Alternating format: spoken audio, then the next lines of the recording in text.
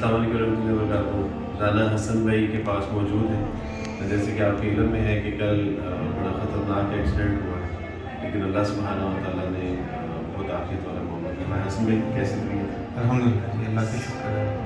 ساتھی پوچھ رہے ہیں کہ کیا حال ہے حسن بھائی کا, گاڑی کا کیا حال ہے, ساتھیوں کا کیا حال ہے؟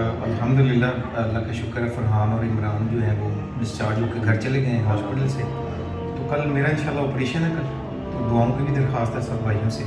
اور باقی گاڑی تو تباہ ہو گئی ہے, تو اور بس انشاءاللہ اللہ اور گاڑی دے انشاءاللہ گاڑی موت کا کام کر رہے ہیں جی انشاءاللہ اپنے فضل سے دے دیں گے.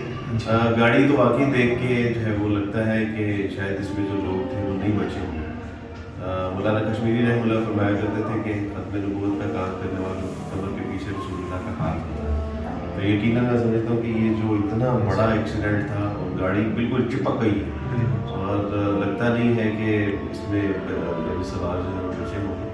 لیکن اللہ سبحانہ تعالیٰ نے ختم نبوت کی برکت سے جو ہے وہ ان ساتھیوں کی حفاظت کی ہے. کالر بون ٹوٹ گئی ہے حسن کی, کال آپریٹ ہے. آپ سب دعا کیجیے. سارے ساتھی پوچھ رہے ہیں کہ کیا حال ہے, احوال ہے, کہاں پہ ایڈمٹ ہے. تو اس وقت حسن بھائی سوریا عظیم ہاسپٹل میں ایڈمٹ ہے. کل انشاءاللہ آپریٹ ہے, اور اللہ سبحانہ تعالیٰ کی توفیق سے 2-3-4 دن یہاں سے یہ ڈسچارج ہو جائیں گے. اکثر جو ہے وہ پیچھے ہم کوئیاں ہو رہی ہیں کہ جی ختم نبوت کا یعنی یہ قادیانیوں کے خلاف کام کرتے ہیں, تو اس لیے کچھ ہے وہ اس کی جو ہے وہ اس کی پاداش ان کو سزا ملی ہے. ایسی بات نہیں ہے, یہ تو آزمائش ہے, اور آزمائشیں آتی ہیں رفع درجات کے لیے, کفارہ سیئات کے لیے. الحمدللہ یہ تو کوئی ایسی بات نہیں.